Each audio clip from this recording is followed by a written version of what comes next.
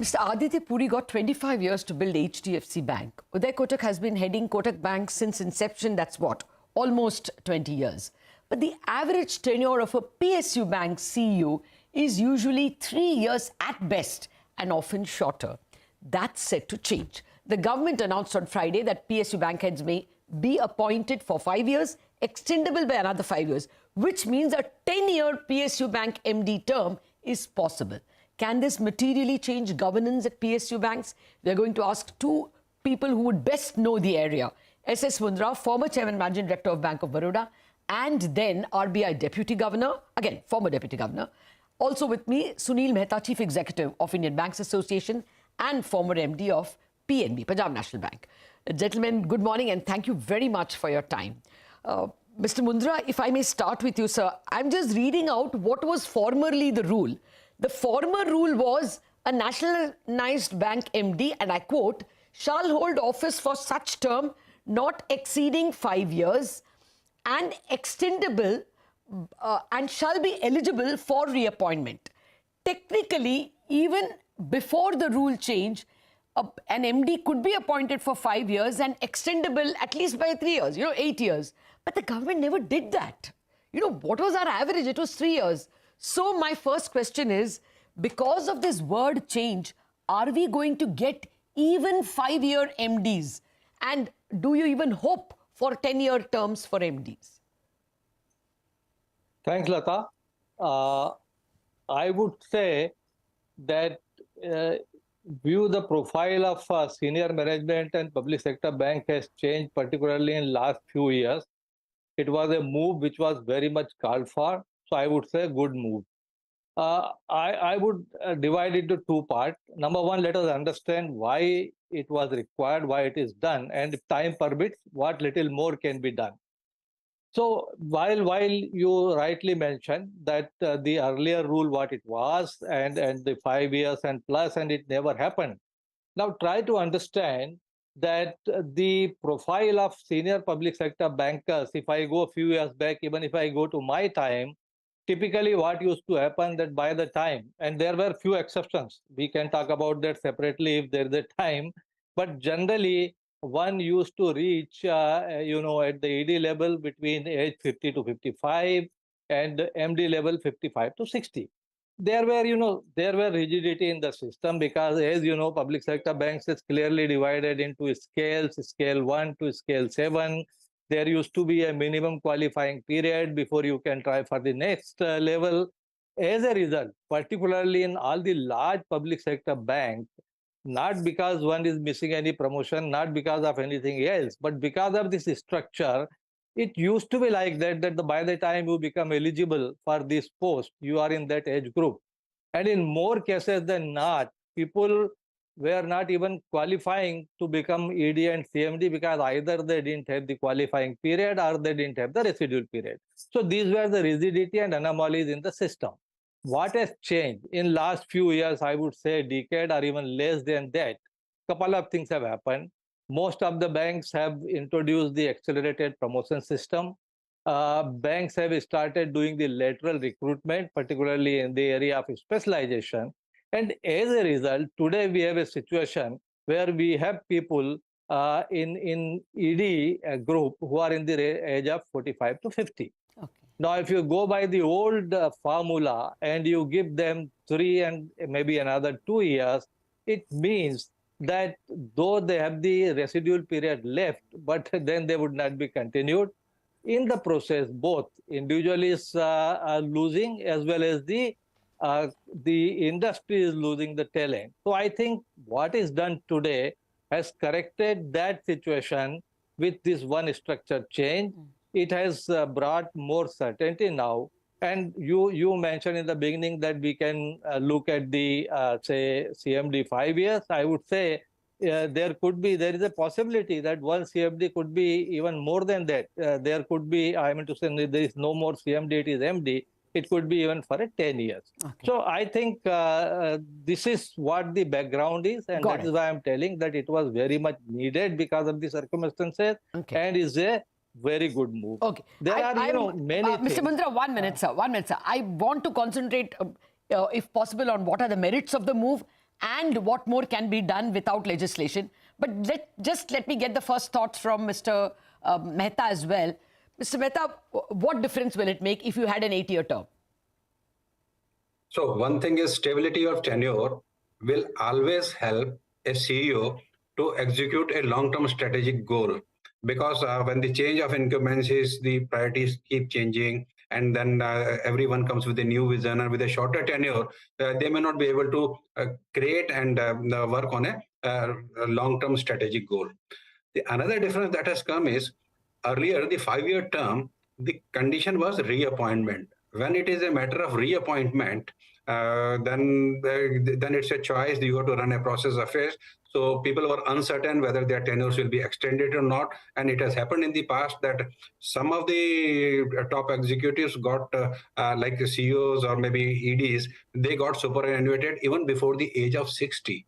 So that became a disincentive for few of the whole-time directors. Like if you get promotion from a CGM level to a ED level or a MD level, and you're not sure of your tenure, whether you will be able to complete your 60 years of age service, then it becomes a disincentive. So with this correction, at least that the anomaly has been corrected, because I won't want to name, but a lot of such executives got superannuated much before the age of 60. Got it. So with this correction, I think this improvement has come. Okay, And, so it is this will not a definitely reappointment, it is extendable.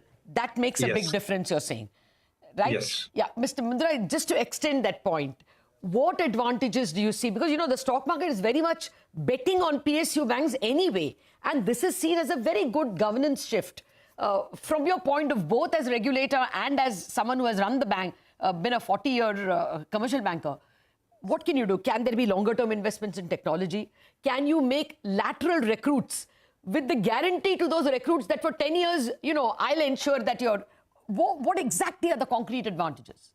Okay. I think the first and foremost, and let me do some plain talking here. Yeah.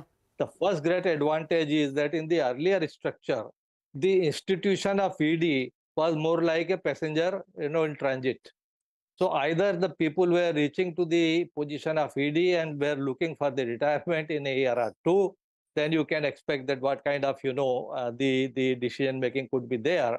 Or they were looking for the moving to the next grade and go as a CEO somewhere. So this is, which is very important institution, but from the viewpoint of deliverance, from the viewpoint of strategy, it was suffering. Now, when, as Sunil also mentioned, when there is a certainty of a tenure, see, another problem is when you are coming to a position with a short tenure, then the whole focus is on short-term goal, that what you can achieve and show the result in that short-term period. Now, when there is a continuity, there is a long-term tenure, it works both ways. Number one, you can plan the long-term strategy and you have time to implement them. At the same time, one would not, you know, take a practice in which is, say, paying in short run, but which can be counterproductive in long run. So you are there for both. Sir, one minute, sir. Just One a moment, minute. Lata. Can you give us an example for me to understand? Example means what? No, like when you say long-term strategy, are you meaning technology, or do you mean that you can shift from, you know, corporate to retail? What do you mean by long? Every area, of course, technology, you can't, you know, do much like short term or long term. Technology will go its own pace. But in the business, like, okay, if you have a short tenure, probably you would look more at the last ticket, you know, credit, which can show the accelerated growth both in top line and bottom line. But if there is a shift in economy and the competition is also moving, but if you have a reasonable tenure, you would be patient. You would like to change the profile of your credit, you know, the portfolio. That could be one reason. Similarly, how you work on treasury. You have a short run, probably there will be a temptation that you realize as much from treasury, which is possible to book some quick profit. But if you are looking at a long term, probably you will try to create an investment which is consistent and more value accreting. So I'm just giving you a couple of examinations. Got it. So it works both ways, rather three ways. That number one, you can plan long term. Number one, you are there to implement that long term. Otherwise, this was another problem. Someone is putting a structure, even with a good meaning that I would leave something for tomorrow. But then tomorrow there is a new leadership and all that thing is scrapped. And so you end up, spending the resources as well as the energy. And third thing is, you have to, whatever you are doing today, you know that you will be there to see the outcome of that tomorrow. So it cannot be like that, okay, I do whatever I have to do. Yeah. I am not, concerned about ultimately how it will result into mid to long term run. So I Okay. think these are the very specific things which this change would bring about. Okay. Mr. Mundra, you also referred that there were many scales. So let me first get that from Mr. Mehta. Are there any other low-hanging fruit which you can use to, tweak the system to get smarter people or, accelerated promotions without going for legislation? At the moment, we are waiting for that privatization when you can bring down the stake of the government from 51 to maybe below 51. Without legislation, anything more that can be done like this? So one thing I say, this topic has already been extensively covered by Murraji, so nothing much to supplement about it. What I will say, once this change has happened and the long-term tenures are available, there is a scope for an incumbent to redesign their investment strategies also. For the simple example, if I've got a 1 over and I have to make 20 runs, then I'll try to make a 6 on every ball. But in the process, there is a risk also involved. Same thing happens when there is a shorter tenure for an MD. They would like to achieve the growth maybe at with a larger corporate credits and all that. So they will try to achieve their goals, their targets, maybe by say wholesale lending and all that. But with this shift, the focus may go to a longer stable base by retail lending. That is one aspect of it. The other interventions that can really bring in the improvements into this system is, and something has happened because of the various factors, that there was no recruitment of manpower for quite some time. So later on, the average age for promotion or average time required for promotion from scale 1 to scale 2 has gone down. Like during our time and Mundraji's time, a promotion from scale 1 to 2 will require minimum 8 to 10 years. Okay. And even the eligibility was 7 years. But now with the reducing age profile and the change, the promotions are happening in 3 years. Okay. So that way, right now you have whole-time directors. We are in the age of 40s, like Okay, 45, got 46, 47. Got it. This can really work.